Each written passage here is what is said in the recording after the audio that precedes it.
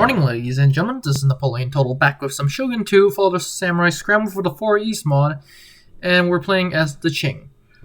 So, last turn we defeated a Russian army at South Primakoya, I think that's how you say it, and now we're just moving on to Central Primaskoya. I'm probably butchering those names, but anyway, the British still want a peace, however they want a lot more money this time, in which I just, make a counter offer, in which, I'm kind of, sort of rejecting.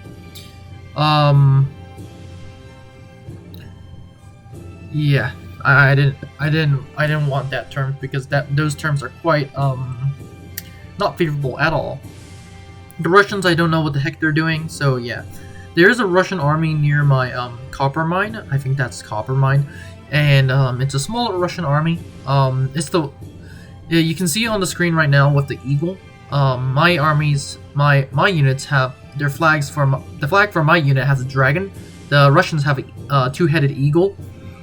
And yeah, so there's a Russian army there. I'm eventually gonna take it out, but not now because these armies are eventually gonna take it out. There is this geisha right there that is tormenting my entire army, and yeah, this is a problem. I have to eventually get rid of it, but not now because I don't have any agents. But anyway, the invasion of the Russian Far East has been pretty successful. Like I had been saying the last episode, really reminds me of what Kangxi did to the Russians when he invaded Vladivostok and whatnot. Yeah, to be honest, during that time was the 17th century, and it was not the best time for the Russians. Can I recruit? Yes, I can recruit a Deadly Shadow, and in this case is an assassin, and his name is Da. Like, I think that translates to Chinese as big. Like, literally, of all the names that you would... Yeah, so big here, I mean, Da, is gonna just, try to, get this geisha out of sight. Can I recruit any more units? Yes, I can. I need to recruit more of these, units of, yeah, white banner borders, because they are literally one upkeep, so I'm gonna spam them. And yes, there's nothing much I can do, so I decide to end the turn. And yeah, the Russians are gonna torment me with more geishas, in which for those that don't know, if my units shake their head, that means they rejected the torment, and if they nod their head, they are tormented. So that's, yeah. My units of bowmen right here, the Russians decide to sally out from their capital of Central Permyoska. Our units have my bowmen right here in this, the white banner bowmen, and behind them we have yellow banner matchlocks. We're literally hiding in this forest and preparing to attack. Once again, very nice detail on the units.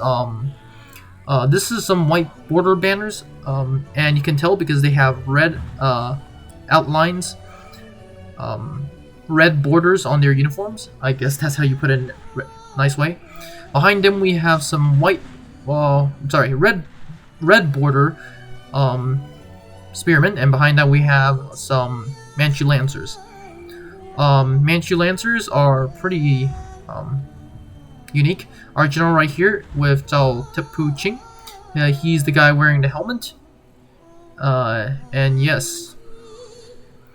And we have more Manchu Lancers with some red banner spearmen. Right here we have some more white banner white banner Dao infantry with some blue banner archers, with some blue banner matchlocks right behind these guys. So yes, we are using this hill to our advantage because the enemy cannot shoot over a hill, while my archers can 100% shoot over the hill. But speaking of the enemy army, they're mostly made up of militia, and the rest of them are made up these the Prokosky Grenadiers. And once again, in the last episode, I talked about how during this time the Russian army was trying to reform to make uniforms, at least their uniforms, somewhat uniquely Russian. And one of the things that they did to make it uniquely Russian was to have these baggy clothing and the sailor's hat. The hat was adopted by many armies. The Russians, the the Prussians, and the reason why is because it's comfortable, and it became standard issue throughout the Russian army during the Crimean War. So yes, that's that. The enemy, when the enemy comes into range, we're just gonna unleash hell with our bows.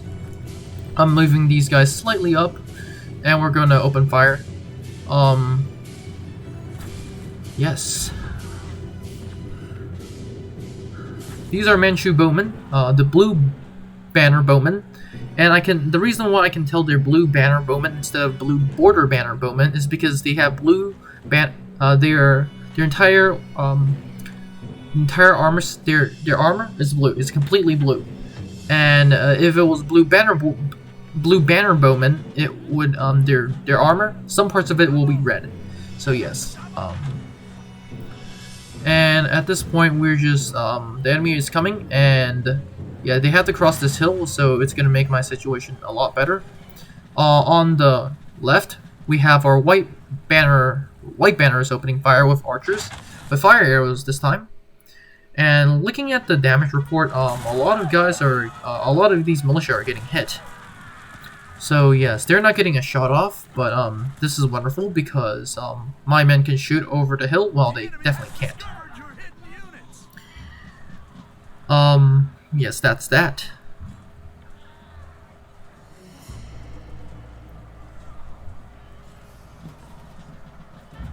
I'm just wondering when the volleys are gonna come in, because like at this point, yeah. All across the fields, the Russian army is trying to overcome this hill. So yes, that's that. And the second they come over the hill, my armies are just gonna charge at them. While during this entire time, we're firing arrows. Not at this unit anymore because this unit kind of sucks. So before the Russians came over the hill with their infantry, they decided to send their cavalry in, their general to be exact, and my white banner swordsmen, or white border banner Dao swordsmen are just gonna chop them in pieces. While on the entire flank, while on the other side, we're just charging straight in. The Russian Depokowski Grenadiers are pretty good at melee, but in terms of who's better at melee, I believe I have the advantage because my guys are trained with the sword, and they have a massive sword while the enemies have a massive bayonet. And swords always win against spears or bayonets, stuff like that. It also makes it better because my guys are very elite compared to these guys, and all across the board, our guys are just charging straight in against these Depokowski Grenadiers mixed with some militia. And these militia are going to suffer extremely badly. The Depokowski Grenadiers are going to do somewhat better, but not as good as my guys, because my guys are have been trained in melee since essentially childbirth. The Manchu army of this time is, well, this time was pretty not elite. Before during Kang Shi's reign, Nur Hatsu's reign, it was probably the most elite army in the world, especially the banner troops. Yes, so that's that. But even if we're not that elite, our guys have been training for a lot of time, and essentially from childbirth, and we're able to rout these guys. And the second they're routed, we're going to just start chasing them. And the second we chase them, I'm going to deploy my cavalry to chase them all the way and cut as many of them down as I possibly can. So yes, that's that. Oh, this is a wonderful day for my guys. And by the way, for those that are wondering how the heck can I tell these are white border banners, I can tell because they're white border banners is because they have red borders on their armor. So yeah, that's a good thing. If it was white banners, it will just be entirely white, and yeah, that's that. Anyway, back on the campaign screen, we've lost 626 for destroying almost the entire enemy army, leaving only 200 left. On the next turn, our geishas the enemy geisha has unsuccessfully tried to harass my troops, and yeah, I'm just gonna continue moving my armies. There's nothing much I can do at this point, except for get my armies. The Russian fleet, in which we saw in our last turn, is trying to bombard us, but not doing a lot of damage because we are a fortress. Also, more troops are coming to South Primoskoye. I think that's how you say it. And I'm eventually just gonna deploy my agent to hunt down this enemy agent. This general led by Zaldum is just gonna be put in Outer Manchuria, and he's gonna do essentially nothing except for maintaining the peace. And this is the problem you see with most against enemy armies as playing as a Qing. I outnumbered the enemy by a few hundred times, and yet auto resolve comes in pretty terrible. I guess that's just how the Waynet is when you deploy all melee units against a faction that has somewhat guns. So that's going to be a problem. I do capture an artillery piece, but I do spot another Russian army. This army is completely full, so I'm deciding what unit to send out. And I decide to send out a bow unit, because bows are absolutely terrible. So yes, that's that. I'm going to put this army in, and I'm going to deploy this army outside. We do have this Russian army of just one unit, I think. And yeah, back here we're just gonna see how long it takes to replenish. My general is not that good, so it's gonna take a longer time to replenish. The second we upgrade our general, we're gonna give him logistics, and that's gonna help. Anyway, we're just gonna end the turn, and we're gonna see what the heck happens next turn. The Russians, they're just gonna keep moving, and yeah. So technically, we have two Russian armies behind our lines. I'm gonna try to recruit another general, because I need more generals, especially in the late game. So yes. Speaking of generals, this guy is Bong. I'm just gonna call him Bong, and yeah. I'm gonna move this entire army to Central Primoskoye just to link up with our faction leader, Elder Zhao. We're eventually gonna have a younger Zhao, in the sense that my son, or one of my cousins, or a related family member. Yeah, that's that. Yeah, this geisha is gonna be a problem. So yes, for some reason the public order is people are extremely happy in Central Primoskoye. For what reason, I do not know. All of a sudden they're extremely happy, so that's interesting. Yeah, that's weird. Anyway, we're just gonna auto-resolve this battle. Until I realize I really can't, because although I outnumber the enemy by a lot of times, I really can't auto-resolve. But, so I'm gonna move my other army, my massive army there, to end this. And, yeah, this is the problem with our armies, in the sense that I literally outnumber them by multiple times, and then the auto-resolve is still not in my favor, so that's a problem. It's probably because I have way too many melee units, but that also forces me to fight them on the battlefield. And speaking on the battlefield, we are on the battlefield. Here you can see my blue banner bowmen, and they're just going to be using this hill. Actually, no, we're not even going to be using this hill because we're attacking, so we're going to be attacking the enemy. The rest of my army is going to come in right here with my Manchu Lancers going in the foreground, just charging, well, not charging straight at the enemy, but scanning the ground. The rest of my army is made up, once again, these white border banner units, followed by some more white border banner units, followed by some more white border banner units, and followed by some red border banner spearmen, and white banner archers, and some blue banner arquebusiers, followed by some yellow banner arquebusiers, red banner spearmen, and yes, a lot of troops. It's actually a pretty colorful army, mostly white, because remember guys, the white banner border units are literally the most cheapest in terms of upkeep, literally 1 upkeep, so that's wonderful. My cavalry on the other side is just going to be scanning the enemy, and you can see in the distance the enemy army. 3 units in total. I do not know why the heck we have such a hard time in terms of auto-resolve, but hey, at least we get to destroy the enemy army. The 3 units are the Pokrovsky Grenadiers, the better of the, well, 2 Pokrovsky Grenadiers, and the weakest unit right here is the Russian Line Infantry. Once again, at this point the Russians really haven't done all their military reforms, and at this point they still look somewhat European. I think it was 1870 something, 1872 that they started doing those massive reforms. But even before then, this cap, this sailor-looking cap, is already profound throughout the Russian Navy. Russian Army. Yes. Once again, I like the colors and standards of the Russian Army, and also thank you guys for the modding team for modding in these colors and standards. They look wonderful. Yes, our guys only have two colors. One is the white border banners, in which it is the actual white border banners. Yes, our guys are charging at this point uphill against the enemy. The enemy is just doing fire by rank, but eventually decided, you know what, charge in.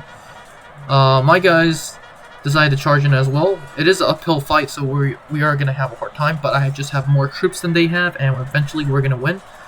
They are on this hill, and the rest of the army is below the hill, and the rest of my army, as a matter of fact, is trying to flank. So at this point, we are fighting 5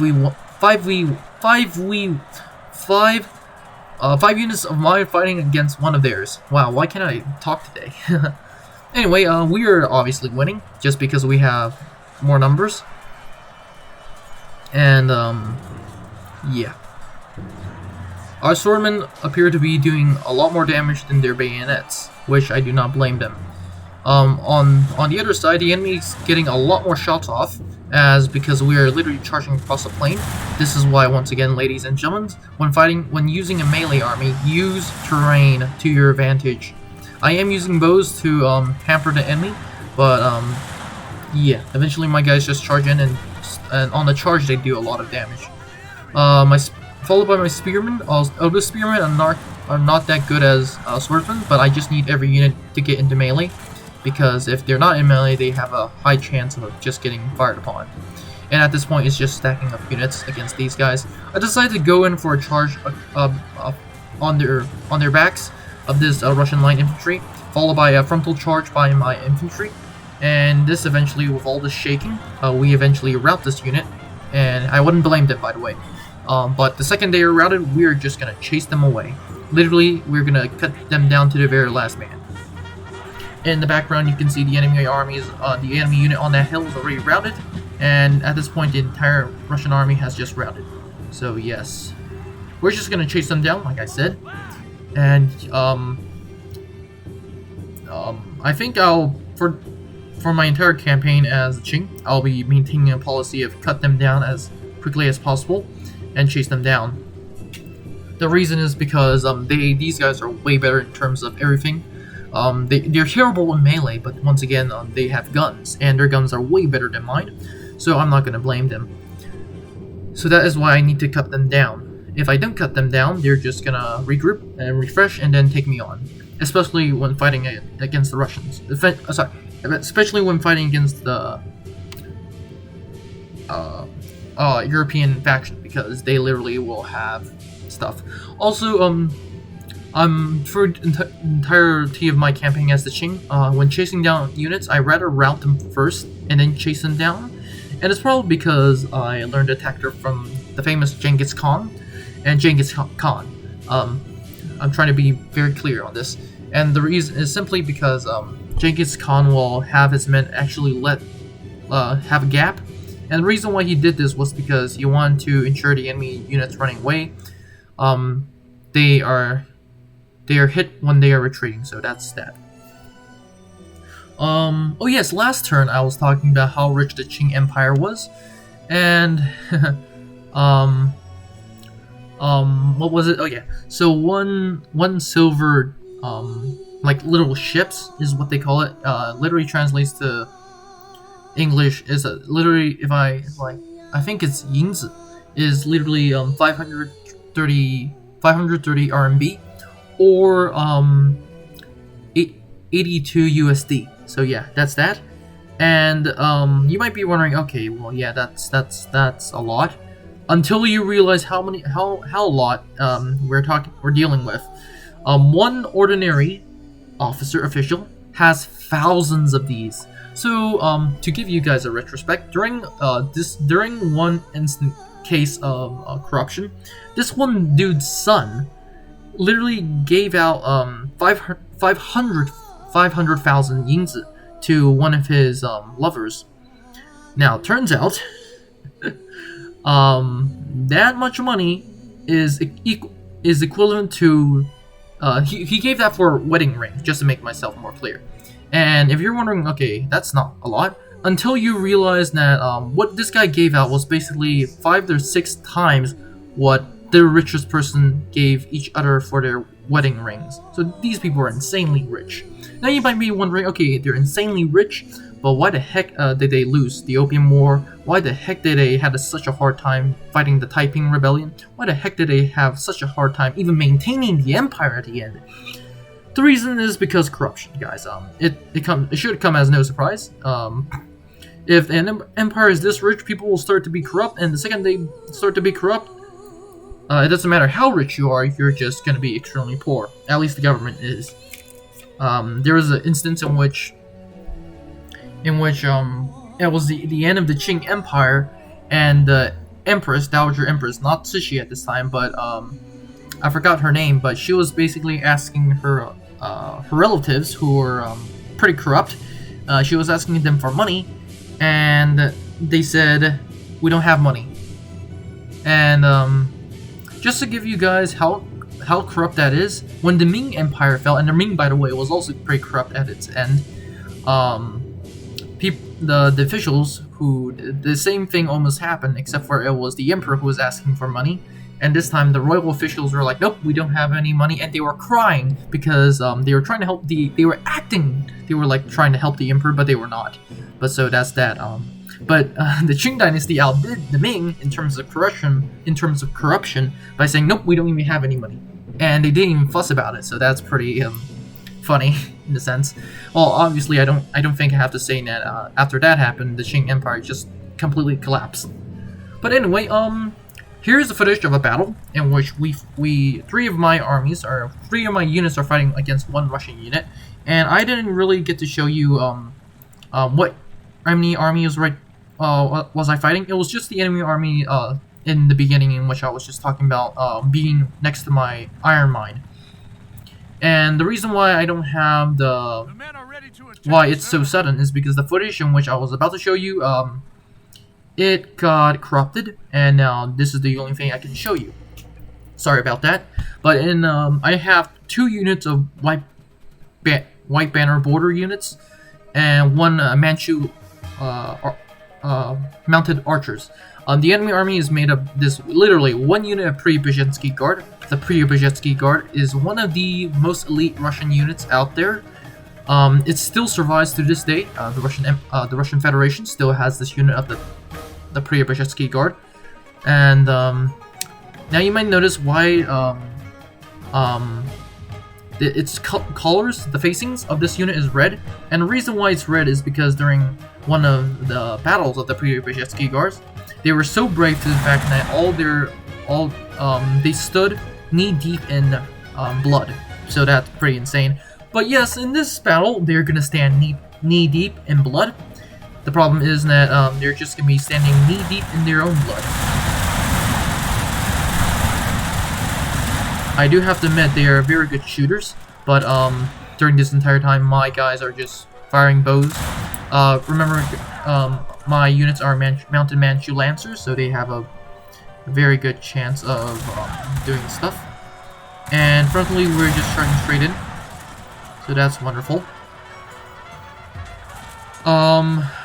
Yes, this is, I decided to charge in my Lancers because they are also pretty good in melee. They're not as good as Manchu Lancers, of course, but they still do a pretty good job. These Preobrazhensky Guard are pretty good killers, I come to find. 2 of my units attacking frontally, and they are still doing pretty well. That is why I'm ordering my Lancers to come in and attack them from the flank, from the behind.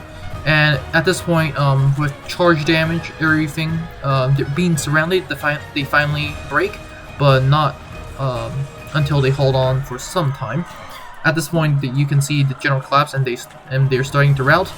And at this point, point, well, at least I don't think they haven't routed yet. Yeah, now they route, but I'm just gonna cut them down because I have no intention of letting this elite unit run around, especially not on the campaign map. So yes, a very good unit destroyed by me. They have fulfilled their oath of being knee-deep in blood. It's just that they're in their own blood. Anyway, we can see back on this campaign screen now, it was this army that was tormenting my Iron Mine, I think. And yeah, we're just gonna send most of my army to South Koska. We're just gonna go in and prepare for an attack until I realize there is this massive Russian army right here. Yeah, kind of scary at this point. If there's one Russian army, you can expect there to be a second. Obviously, you guys will eventually find out that's the only one, but yeah. I'm also trying to get this geisha out of the battlefield, and that in the sense that I'm trying to get her assassinated. People are in all these provinces are pretty happy towards me, so that's wonderful. The public order is going pretty fine. This province is doing not so happy now for some reason. But anyway, we're just gonna do that. And I'm just trying to see what army this is. My units are not replenishing, so that's sad. But we're just gonna end the turn.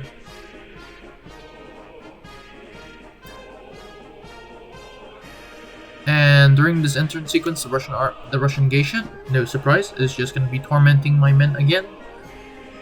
We have a better chance to encountering the geisha because we are in a city, and the Russians decide to attack me head on. Now, their armies is made of 3 Cossacks, 2 generals, and a lot of infantry, so we're gonna be somewhat fine. My army, once again, is made up of these white border swordsmen, white banner swordsmen, red banner border spearmen, a lot more units in the back, and just, yeah, a lot more units. The rest, I think I showed you enough. We have some mortars, in the sense that we captured them, and we also have some matchlocks, in which, I usually don't use matchlocks when I'm using a traditional army because they technically suck. That is obviously unless I'm using them against equally traditional army, like in this case a Korean army. But that's gonna be later. Behind him, I just have this massive army of white border Dao swordsmen, and yes, we're gonna do our best. I have to admit, this armor looks pretty cool.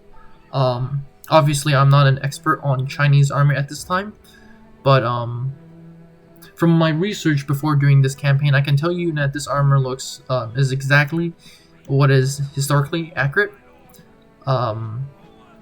Yes, but like with all armors, I'm pretty sure that arrows can't really do that much damage against armor because technically armor is supposed to protect you from all sorts of stuff. But yes, that's that. These guys look amazing, especially in this when the sun is shining on them. Yes, they look awesome. The enemy army is mostly made of this line infantry, and they're currently being bombarded by my men.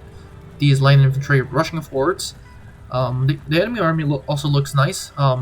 Russian green. By the way, for those who are wondering, the Russians wore green. The French at this point wore blue. The British wore red. The Americans wore blue. The Dutch wore blue. The Austrians wore white. The Spanish wore blue. And what other faction am I missing? The Bavarians wore blue, and the Ottomans wore all sorts of colors. So yeah, go figure. Oh yes, and the Japanese armies of the Meiji Restoration wore blue. Anyway, the entire enemy army, the Russian army in this case, is going to be pushing up. They're going to send their Cossacks to harass my spearmen. My spearmen are doing this little dance in the sense that they're slowly, they're sticking their spears out. The enemy cavalry decides to charge in, and my guys put their spears down. And yes, it's not going to be good looking for the enemy. I know this episode is going to be longer than usual. I'm sorry, guys. But I do hope you enjoy. The enemy decides to, we're not going to be attacking anymore. Against spearmen, they do suffer a lot of damage.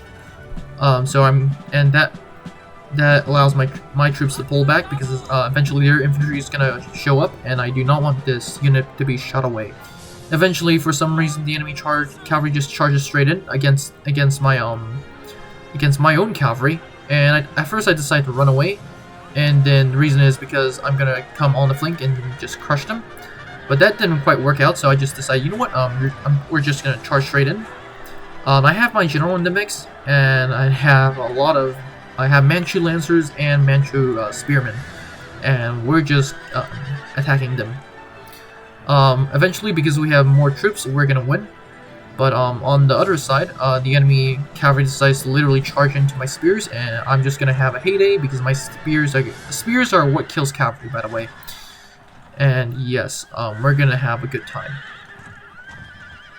Although I do have to admit, the uniforms of the Russian Cossacks looks interesting.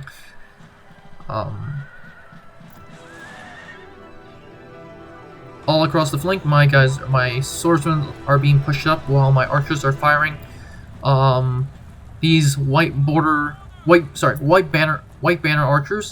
are gonna be helped by some white banner border swordsmen and Dao swordsmen, to be exact. Dao is basically a Chinese sword.